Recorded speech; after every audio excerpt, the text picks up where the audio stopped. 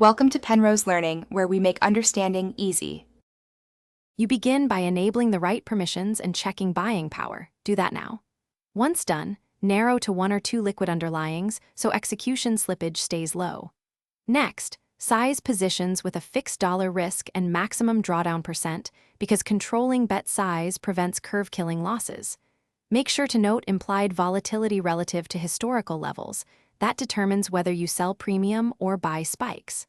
Finally, set alerts for entries and option chain filters, so your first trades flow. You now place precision entries.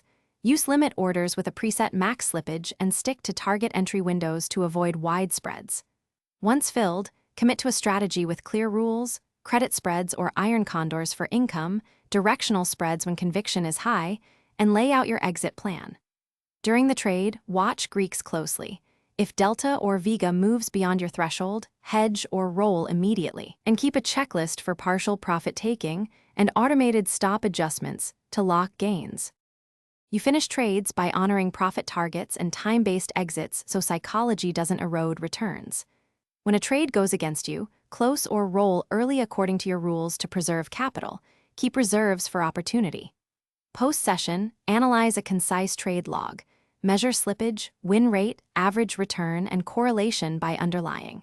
If results underperform, tighten entry criteria, reduce size, or change strategies. One troubleshooting tip: if unexpected slippage or fills occur, immediately test execution settings and switch brokers if necessary.